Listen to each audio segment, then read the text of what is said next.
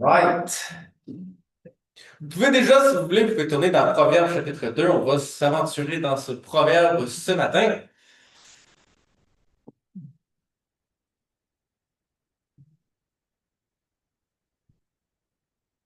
On s'aventure dans les dons spirituels dernièrement. N'est-ce pas? Amen.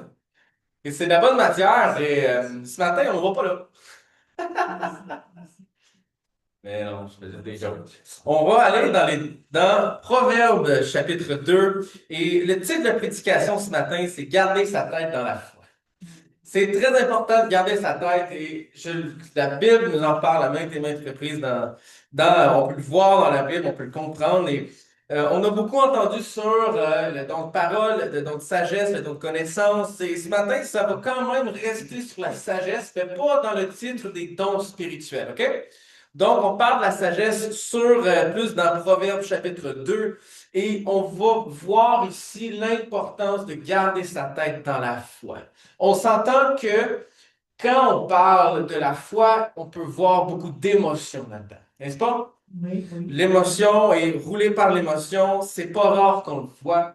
Et je dis pas que les émotions sont mauvaises. Je dis pas qu'il faut pas laisser place aux émotions puis laisser ça rien nous toucher parce que quelque part, c'est aussi une émotion quand on vit de la joie parce que le Saint-Esprit nous touche, le Seigneur nous donne quelque chose. On voit Dieu faire quelque chose dans la vie de quelqu'un d'autre. On vit des émotions par rapport à ça. Mais nos émotions ne doivent pas être le moteur propulseur de notre foi. Amen. Puis ça ne doit pas juste être la tête qui est le moteur propulseur de notre foi non plus. On peut dire Amen à cela aussi. Amen.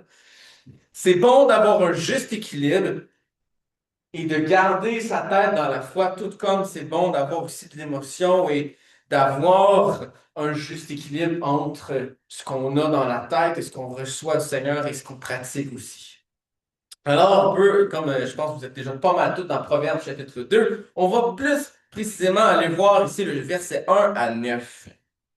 On va commencer. Mon fils, si tu reçois mes paroles et si tu gardes avec toi mes préceptes, si tu rends ton oreille attentive à la sagesse, si tu inclines ton cœur à l'intelligence, oui, si tu appelles la sagesse et si tu élèves ta voix vers l'intelligence, si tu la cherches comme l'argent, si tu la poursuis comme un trésor, alors tu comprendras la crainte de l'Éternel et tu trouveras la connaissance de Dieu. Sagesse. La sagesse est répétée beaucoup de fois dans ce même passage et dans la Bible au complet, on le voit le mot sagesse 149 fois. Beaucoup pareil, là. La sagesse de Dieu est là et le mot utilisé, on le voit 149 fois. C'est la traduction qu'on utilise en français ici, si on veut, le mot c'est chokma. On le voit traduit par sagesse, intelligence, habileté, sage ou habile, si on veut. Mais plus particulièrement quand on parle de définition, il y a plusieurs choses donc qui peuvent définir ce qu'on entend par sagesse dans la Bible. Le dictionnaire biblique le définit comme suit. Donc, il y a plusieurs manières. Donc, on parle d'une adresse, souvent dans la guerre, de la sagesse en administration, de la sagacité, donc de la sagesse, et la prudence. Et la sagesse, lorsqu'on parle au niveau moral et religieux. On va plus se concentrer au niveau de la sagesse et de la prudence. C'est important. Quand on parle d'intelligence, bien entendu, on parle de la compréhension, de la faculté de compréhension, l'objet de la connaissance. Donc, quand il y a l'intelligence, c'est l'objet de la connaissance, la faculté à comprendre.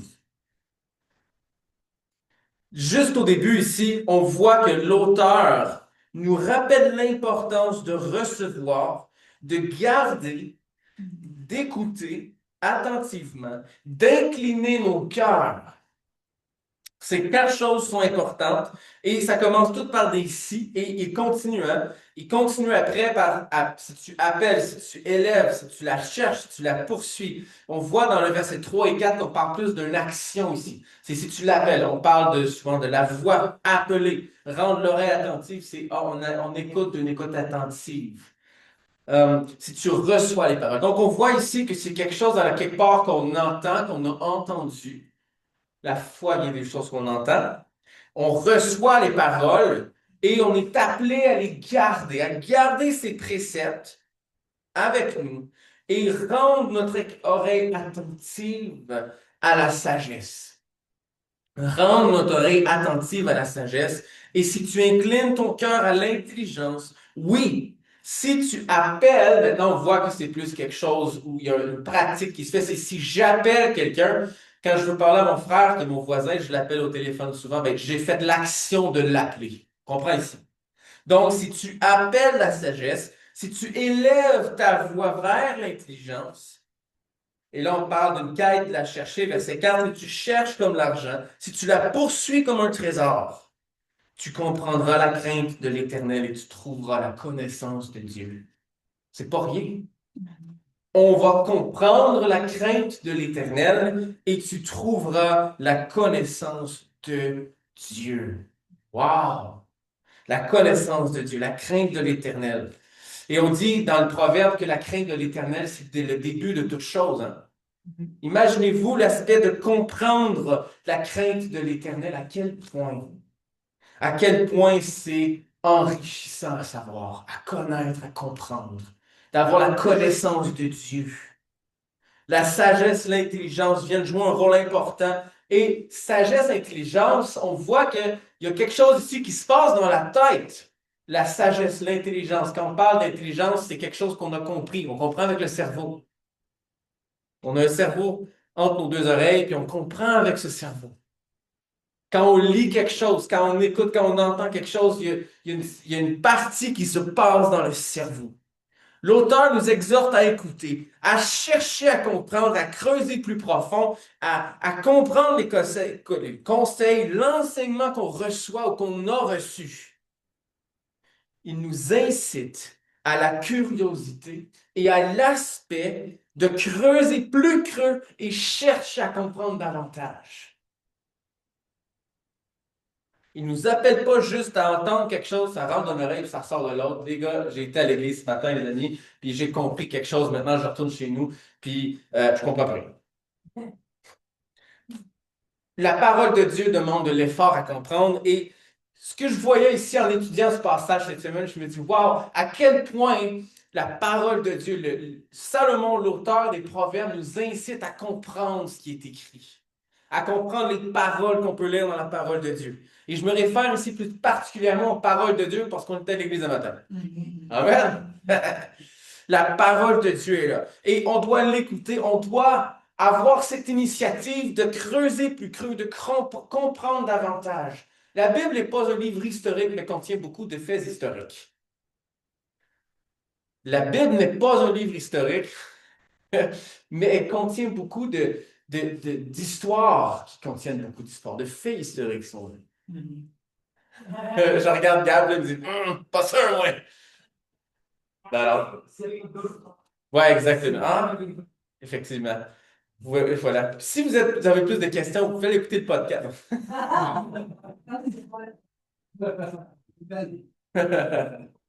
Non, non. Il y a de l'histoire dans la Bible. Il y a du contenu important, intéressant. Pour bien comprendre la parole de Dieu, c'est important de creuser plus creux. Il y a un contexte dans lequel la Bible a été écrite qui n'est pas le contexte du Québec ici. Alors, c'est important d'être capable de creuser plus creux. De creuser plus creux, d'avoir cette curiosité d'aller chercher un peu plus loin que ce qu'on voit à l'œil nu. Dire, ah, quand on comprend le contexte dans lequel la Bible a été écrite, les lettres ont été rédigées dans le Nouveau Testament, si on veut, on peut comprendre un peu plus de ce que l'auteur est en train de dire quand il écrivait cette lettre. Quand Paul écrivait à l'Église de Corinthe, Paul n'est pas en train d'écrire dans n'importe quel contexte. Il n'est pas en train d'écrire à n'importe qui. Il sait à qui il écrit. Et Paul, quand il s'exprime d'une manière que les Corinthiens vont comprendre. Alors, par curiosité, ici, on pourrait aller chercher un peu plus, OK, c'est quoi l'histoire de l'Église de Corinthe? C'est quoi le contexte? C'est quoi la ville? C'est quoi qui se passe là-dedans? Ah, mais ça l'ajoute sur ce qu'on peut comprendre de ce que Paul est en train de dire. Ça peut ajouter de la profondeur. C'est un exemple de plusieurs manières de pouvoir, d'aller chercher un peu plus de matière, de choses à comprendre dans la parole de Dieu. Mais on voit ici dans Proverbe chapitre 2 l'auteur nous incite à aller chercher plus d'informations. C'est une mine d'or. C'est une mine d'or. Il y a beaucoup de choses qu'on peut aller chercher, qui peuvent s'appliquer à nos vies et qu'on peut aller comprendre, qui vont impacter de manière positive notre foi. Garder sa tête dans la foi signifie d'une certaine manière que on peut aller chercher des choses qui nous permettent de comprendre davantage ce que l'auteur est en train de dire et voir ce que Dieu peut nous dire à travers du Saint-Esprit par sa parole.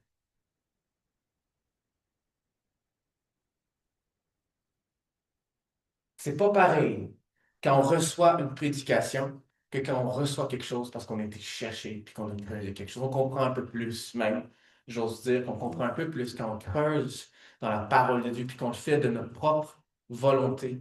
On en retire des choses qu'on va se rappeler très souvent. Mais quand on entend quelque chose et qu'on fait simplement l'écouter, c'est pas toujours le cas. On a plus de misère à se rappeler ce qu'on a entendu. Moi, le premier. Moi, le premier. J'écoute beaucoup, puis trois quarts du choses, j'oublie probablement. Je vous garantis.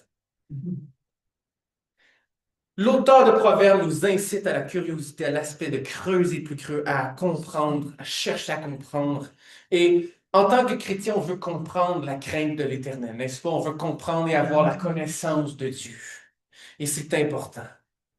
C'est très important. Si on continue au verset 6, car l'Éternel donne la sagesse, de sa bouche sortent la connaissance et l'intelligence.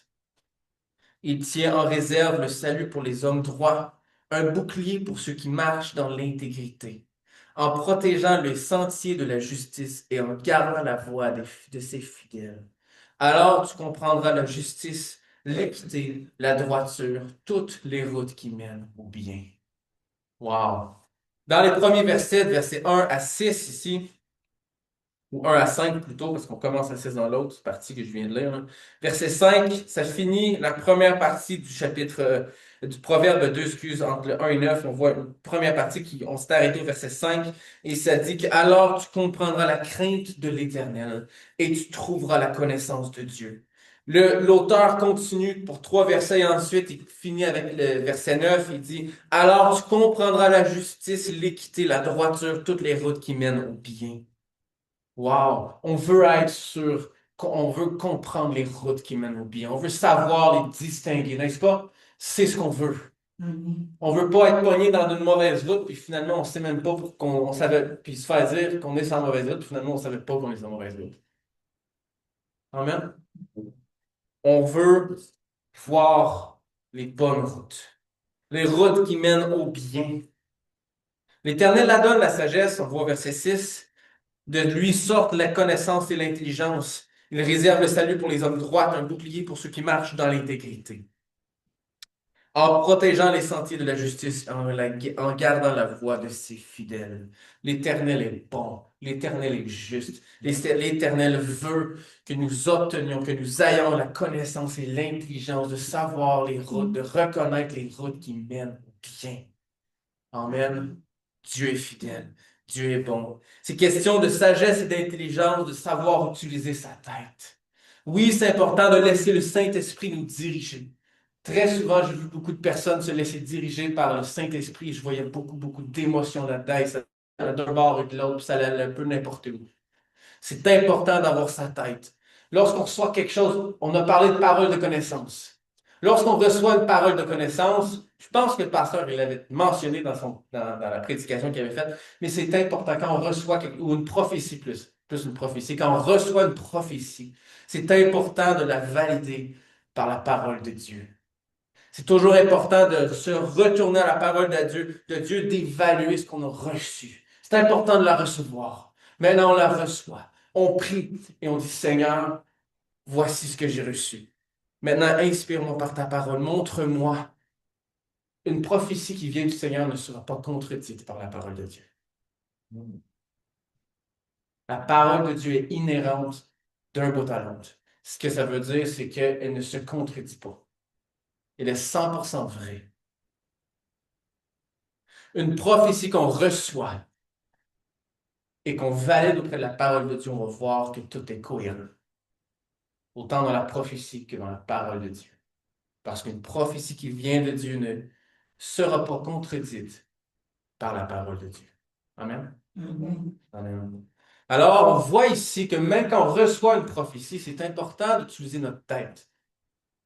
C'est important de l'utiliser parce que c'est facile de partir d'un coup d'émotion et de dire ah, j'ai reçu quelque chose du Seigneur. Oh. Puis c'est souvent les prophéties vont chercher beaucoup d'émotions. C'est pas mauvais. Je suis pas en train de dire qu'il ne faut pas d'émotions dans la vie chrétienne. Aucunement. Les émotions peuvent jouer une partie importante. Prennent un rôle très important dans chacune de nos vies. Mais je suis en train de dire ici qu'il ne faut pas courir comme des poules pas de tête quand on reçoit une prophétie. Il faut savoir bien l'évaluer aux yeux de la parole de Dieu. Amen. Il faut savoir utiliser notre tête dans la foi. Chercher à comprendre ce que nous avons reçu. Si on retourne au proverbe ici, c'est d'écouter ce qu'on reçoit, de vraiment de chercher. On est incité à la curiosité, à creuser. Un bon exemple de ça, c'est, mettons, un étudiant qui va à l'école. Un étudiant qui va à l'école, qui ne cherche pas nécessairement à comprendre, qui va à l'école, il reçoit de la matière, ça rentre d'une oreille, ça sort de l'autre. Il est là, il est assis, il essaie de passer ses examens, puis...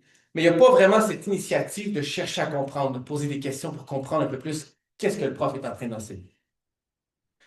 Là, on va dire qu'il fait le minimum, puis il est juste assis là, puis dans le fond, il est là parce qu'il n'a pas le choix avec lui. Mais c'est une personne qui va avoir de la misère à passer ses examens pour certains. D'autres, ça l'absorbe comme ça se peut pas, puis ils passent pareil. Mais on voit ici que l'intérêt et l'initiative a de l'importance. Si cet étudiant, par exemple, on va prendre, désolé pour, on va prendre un stéréotype ici, là, un étudiant qui a de la misère à comprendre, puis qui doit démontrer de l'initiative, ou, excuse-moi, poser des questions, ou il a besoin de comprendre et que ça, il prend plus d'efforts que quelqu'un qui est juste là, puis une grosse éponge, là, puis boum, qui apprend tout. OK? On va prendre ce genre d'étudiant. Puis l'étudiant, il est là, il est assis, puis il essaie de comprendre, mais il ne pose pas des questions. Fort probablement qu'il ne passera pas ses examens. Et même s'il va dans le métier, parce qu'il y a d'autres manières dans la construction de passer puis rentrer dans le domaine de la construction. Et si ce n'est pas quelqu'un qui pose des questions, qui a cette initiative de comprendre davantage qu'est-ce qu'il fait, il ne deviendra pas un bon technicien. Il ne va pas devenir quelqu'un qui va être nécessairement compétent dans ce qu'il fait. Il va savoir faire les choses, mais de base. On comprend ici. Alors, on voit que l'initiative, l'intérêt, la curiosité est très importante. Chercher à comprendre les choses, c'est important. Pour devenir bon dans quelque chose, on doit nous intéresser à quelque chose. Amen. Amen. On doit s'intéresser. Puis si on ne s'intéresse pas, on ne deviendra pas très bon.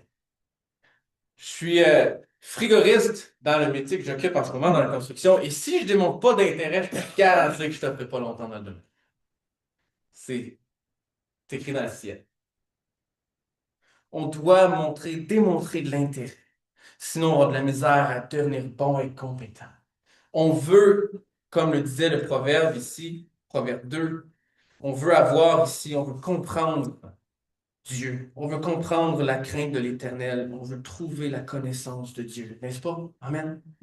Amen. Et c'est important ici de démontrer de l'intérêt, de vouloir plus comprendre Dieu, comprendre sa parole. Si on ne plonge pas le regard plus que juste ce qu'on entend, on va avoir plus de misère à comprendre la parole de Dieu, à comprendre la sagesse de Dieu, à comprendre les choses de Dieu, à comprendre Dieu, avoir une connaissance plus profonde de Dieu. N'est-ce pas? Un chrétien qui mature dans sa foi, c'est quelqu'un qui arrive à comprendre davantage plus qui Dieu est, ce que Dieu fait, comment Dieu agit, pour savoir distinguer ce qui vient de Dieu, ce qui vient pas de Dieu. Amen. Un chrétien qui développe, qui grandit en maturité, c'est quelqu'un qui cherche un peu plus que ce qu'on voit à la surface, qui creuse plus loin, qui apprend à connaître Dieu et qui suit dans les traces de Dieu. L'auteur des Proverbes ici nous rappelle de s'intéresser aux conseils de Dieu. S'intéresser, j'extrapole un peu, s'intéresser à la parole de Dieu. Amen. Amen. Ça demande de l'effort, ça demande du temps, mais c'est enrichissant. C'est tellement enrichissant. Et c'est important de le faire parce que on ne veut pas être ici et bouger à tout vent de doctrine. Et ça laisse, c'est très instable. Un chrétien qui bouge à tout vent de doctrine, c'est quelqu'un qu'on peut comparer à quelqu'un de très indécis, qui change toujours de culotte, pas culotte, excuse, qui change toujours d'opinion, qui change d'opinion comme il change de paire de bobettes. Voilà. On veut pas être des chrétiens chambrants, on veut être des chrétiens, pas juste des chrétiens de tête non plus. C'est pas mieux. Un comme l'autre, c'est important. On veut voir les dons du Saint-Esprit à l'œuvre et c'est important d'utiliser sa tête, mais aussi d'utiliser son cœur. Une bonne théologie, c'est un bon juste équilibre entre la connaissance, entre l'intellect et le cœur. Amen. Amen. Et c'est ce qu'on veut voir, c'est ce qu'on veut devenir, c'est ce qu'on veut être. On doit avoir l'initiative, démontrer de l'intérêt pour comprendre davantage la parole de Dieu, la crainte de Dieu, avoir la connaissance de Dieu. On connaît de Dieu seulement ce que lui nous a révélé. Alors, obtenir la connaissance de Dieu, c'est quand quelque part l'Éternel nous révèle des choses. Mais on voit ici, dans Proverbe 2, si on va dans le 1 à 5, on voit ici, voilà, que c'est important de recevoir les paroles de Dieu. C'est important de garder les préceptes, de tendre l'oreille attentive à la sagesse, à cette petite voix que le Seigneur a placée en nous, qui nous parle si souvent, à incliner nos cœurs à l'intelligence, à faire appel à la sagesse, à élever la voix vers l'intelligence, de la chercher comme on cherche de l'argent, de la poursuivre comme un trésor.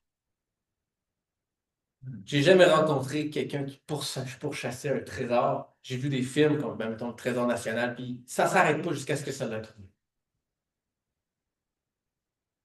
On doit poursuivre. On doit la poursuivre comme un trésor.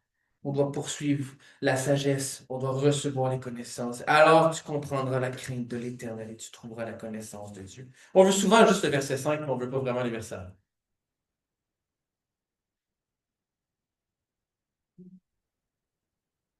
Lorsqu'on fait cela, Proverbe 2, versets 10 à 11, la sagesse viendra dans nos cœurs et la connaissance fera les délices de nos âmes. La réflexion veillera sur nous et l'intelligence nous gardera. Wow! Quelle belle promesse d'être là sur ce qu'on peut obtenir face à ce qu'on fait. Amen. Ça demande du travail, ça demande du temps, ça demande de l'effort, mais ça en vaut la peine. Ça en vaut la peine parce que le Seigneur bénit ça. L'importance de recevoir et de garder sa tête dans la foi. On voit ici qu'il y a un appel à chercher, à creuser plus creux, à devenir. Dans un domaine, on parle de devenir compétent. Dans la foi chrétienne, on parle de devenir connaissant de Dieu. Amen. Amen. Et c'est ce qu'on veut. Un chrétien qui fait ça, c'est quelqu'un qui ne va pas être chambranlant à tout vent de doctrine. C'est quelqu'un que sa foi va être ferme. Parce que quand on arrive à comprendre la crainte de Dieu, quand on arrive à avoir plus de connaissance de Dieu, on commence à avoir une foi qui est solide. Amen. Et la foi, il faut la bâtir, il faut la construire, il faut la bâtir avec Dieu. Amen. Amen. Maintenant, comment ça s'applique à nous aujourd'hui? C'est bon, c'est le fun, toute la théorie. On a rempli toute notre crâne de plein de types de théories, là, de toute théorie biblique. Mais là, on veut savoir comment ça s'applique pour nous aujourd'hui. Puis la première chose que je dirais, c'est en cherchant à comprendre les choses de Dieu. Je sais, je me répète un peu, mais j'ai des versets différents. Ça va être correct. On va passer. On cherche, nous sommes appelés à chercher à comprendre la parole de Dieu. On peut plus la comprendre par l'étude qu'on y fait. Amen. Donc, on la comprend en faisant ça. Et on peut aussi la comprendre en cherchant des manières d'étudier ou d'apprendre à étudier la parole de Dieu. Une des grandes choses que j'ai appris pendant le baccalauréat que j'ai fait en théologie, c'est justement apprendre à étudier la parole de Dieu. C'est merveilleux de la bonne théologie. La parole de Dieu est importante et pour avoir une bonne théologie saine, c'est justement en prenant le bon contexte pour avoir une bonne interprétation de la parole de Dieu. Alors, des bons cours là-dessus, c'est super important. On peut voir ici qu'on a un cours le dimanche matin, c'est grandir en Jésus. C'est une bonne manière de croître dans notre foi. C'est Le pasteur enseigne à avoir une bonne théologie. C'est important. Il y a d'autres manières. On a vu aussi que, c'est quoi, il y a un monsieur qui était venu par la part de l'IBQ, il représentait l'IBQ, et Ron Rust, il est venu et lui, justement, donnait un cours, offrait un cours gratuit, et plusieurs, en fait, se sont inscrits. Et ça, c'est une autre manière d'avoir à développer des outils pour une bonne théologie. S'il nous donne les outils maintenant, une fois qu'on les a dans nos mains, il faut apprendre à bien les utiliser. Amen. Amen. On cherche à bien utiliser les outils qu'on reçoit et ça fait en quelque sorte partie de cherche. Je ne parle pas juste de chercher à comprendre des choses, je parle aussi de chercher à trouver des bons outils pour comprendre la parole de Dieu. Puis ces outils-là, on doit les conserver. On doit les conserver, les garder proches de nous. Moi, au travail, j'ai une bonne poche d'outils, puis elle est toujours collée juste à côté ici sur ma hanche, puis j'ai tous mes outils dedans. Mais c'est important, parce qu'aussitôt que j'en ai besoin, je les sors, puis je les utilise, puis je n'ai pas à me déplacer jusqu'à mon truck qui est l'autre bord du parking, puis là, revenir, monter une tonne de marches. J'ai pas autant de cardio que ça. Fait que là, c'est bon, c'est important. J'ai ma poche d'outils, c'est important. Mais les outils du Seigneur, les outils qu'on a pour apprendre la parole de Dieu et avoir une bonne théologie, c'est quelque chose qu'on cherche à conserver dans un sac. C'est un bon outil. Amen. Amen. Amen. Il y a un dicton qui dit, tu donnes un poisson à une personne, tu le nourris pour une journée. Tu lui apprends à pêcher et tu le nourris pour la vie. Là, je ne parle pas pêcher, P-E accent aigu, C-H-E-R, je parle pêcher, la pêche, poisson. Tu donnes un poisson à une personne, tu le nourris pour une journée. Je te donne de la théorie biblique, je te nourris pour une journée. On va changer les mots un peu. Mais tu apprends quelqu'un à étudier la parole de Dieu, tu le nourris pour la vie. C'est très important. Et si on poursuit un peu dans Proverbe 2, ce qu'on est en train de dire ici, l'aspect, la première partie de la phrase au verset 1, c'est tu reçois mes paroles et tu gardes avec toi mes préceptes. C'est bien de recevoir ces outils, mais il faut les garder, il faut les conserver. Amen. On cherche à comprendre les choses de Dieu, mais ce n'est pas juste de chercher à simplement les comprendre par le cerveau de quelqu'un d'autre. On cherche à nous-mêmes avoir une bonne théologie, à être capable de formuler une bonne théologie.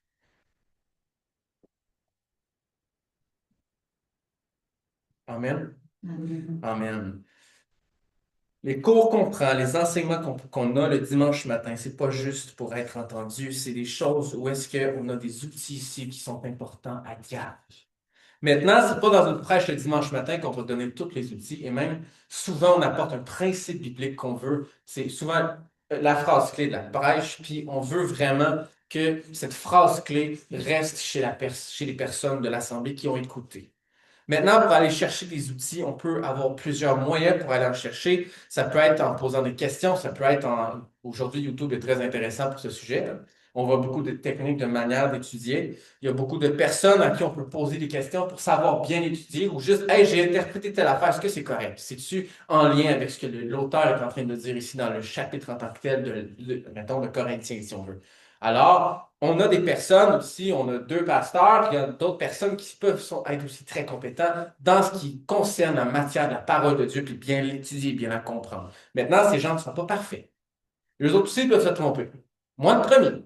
C'est pas parce qu'on a plein d'outils qu'on l'interprète toujours correctement. Alors, c'est important ici d'avoir la prière et de comprendre. Et quand on est là pour apprendre et qu'on mature dans notre foi, on arrive à pouvoir appliquer des bons principes dans nos vies. Amen. Amen. Mais il faut faire attention de bien comprendre. Puis je ne le noterai pas assez souvent. Il faut faire attention de bien comprendre ce qu'on lit dans la parole de Dieu. C'est important d'avoir les bons outils et de faire attention de bien comprendre dans le sens, on a tous un bagage différent. On vient tous d'un arrière-plan complètement différent. Alors, notre manière d'interpréter la parole de Dieu face à nos vies ou dans ce que nous, on peut comprendre, peut être complètement différent que ce que quelqu'un d'autre peut en comprendre. Alors, c'est important ici de demander au Seigneur dans la prière.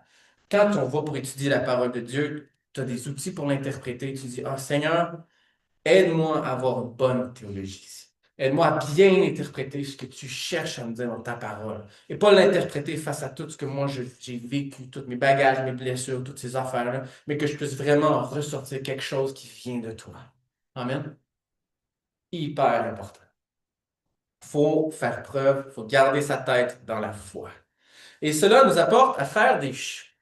On a toujours le choix d'apprendre, de comprendre et d'approfondir notre connaissance de Dieu, de ce qu'on a appris ou pas. Et c'est un choix à faire. La deuxième chose que je dirais qui est important, c'est en choisissant ce à quoi on s'affectionne. Bien comprendre la parole de Dieu, bien l'étudier, c'est quelque chose qui demande du temps, qui demande de l'effort.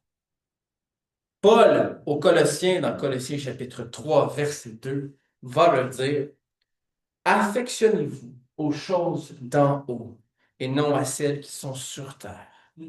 On accorde du temps à ce qui nous est important. Accordons du temps à la parole de Dieu. On choisit de s'affectionner à la parole de Dieu, tout comme on soit choisi de s'affectionner à un sport, si on veut, à l'école pour ceux qui aiment beaucoup l'école, des livres pour ceux qui aiment beaucoup lire. On a le choix. On a un choix à faire. Nous choisissons ce à quoi on décide de s'affectionner, de donner du temps, d'accorder de l'importance dans nos vies. On, nous devons chercher à être instruits, à bâtir notre foi, pour être ferme dans notre foi, afin de ne pas être tout changeant par notre doctrine. Paul, dans Éphésiens chapitre 4, verset 14, c'est écrit, afin que nous ne soyons plus des enfants flottants et emportés à tout vent de doctrine, par la tromperie des hommes, par leur ruse, dans les moyens de séduction. Paul va continuer, il va aller plus profond, il va continuer dans ce qu'il est en train de dire aux Colossiens ici. Mais la chose que je veux plus particulièrement aller parler ici, c'est qu'il parle des enfants flottants et emportés à tout vent de doctrine. On cherche à maturer dans notre foi. Un enfant naît, grandit et mature. Amen. Il devient un adulte, à un moment donné, celui qui est enfant devient adulte, il va avoir lui-même des enfants. Mais ici, on parle au niveau de la foi, au niveau d'être solide dans sa foi. On parle au niveau de ne pas être des enfants au niveau spirituel, mais des adultes, à maturer dans notre foi. On veut être des enfants de Dieu qui maturent. On veut plus être on veut pas être des enfants qui sont flottent d'un bout à l'autre et qui changent à tout vent de doctrine, mais on veut être stable, on veut être établi sur le roc. Amen. Et c'est ce qu'on désire. Le Seigneur nous appelle à garder notre tête dans la foi. On doit vivre notre foi selon une bonne compréhension de la parole de Dieu. Un danger qui guette tous les chrétiens, c'est de vivre notre foi purement émotive. Et ça fait des chrétiens qui sont très chambrants dans leur foi. Amen. On veut être ancré, vivre de l'émotion dans notre foi, mais garder notre tête dans la foi. On comprend l'équilibre? On la comprend un peu ici? Parfait. C'est ce qu'on veut. C'est ce qu'on désire et c'est ce qu'on veut appliquer. On est appelé à des chrétiens qui savent utiliser notre tête dans les dons spirituels, qui savent évaluer les choses qui viennent de l'Esprit par la parole de Dieu. Et le pasteur disait la semaine passée que c'est vrai, les dons spirituels, souvent, ça fait peur. On reçoit peut-être quelque chose et on a de la misère à le dire. Mais utiliser sa tête dans la foi, ça veut aussi dire que non, non, regarde, je sais que ça vient de Dieu, que c'est bien, je dois le dire. Et on le dit. Alors, on voit ici un juste équilibre. La tête sert aussi à pousser dans les dons spirituels. Les dons spirituels ne contredisent pas la parole de Dieu, même ils sont dans la parole de Dieu, puis on le voit. Le pasteur, il nous enseigne là-dessus, pasteur Peter. Alors, c'est important. Ça prend de la sagesse, de l'intelligence et surtout de la maturité spirituelle. On est appelé à garder notre tête dans la foi. Ça veut dire qu'on a un juste équilibre dans la foi. Et dernièrement, j'aimerais inviter les musiciens, on peut monter tranquillement. La dernière chose que j'aimerais apporter, c'est de faire attention, et je n'ai un peu parlé dans le dernier point, c'est de faire attention là où est notre trésor. Matthieu 6, 21, Jésus nous dit, car là où est ton trésor, là aussi sera ton cœur. On veut que notre cœur soit retrouvé avec notre Seigneur Jésus. Amen. Jésus est notre trésor. On veut cultiver ce trésor. On veut se rapprocher de ce trésor. On veut comprendre plus ce trésor que nous avons. Et on veut faire notre trésor en Jésus-Christ. Amen. Et c'est ce qu'on désire et c'est ce qu'on veut. Et ce matin, la question que j'ai pour vous, c'est où est notre cœur? Il y a toujours des choses dans nos vies qui nous mettent face à des situations et il faut poser la question.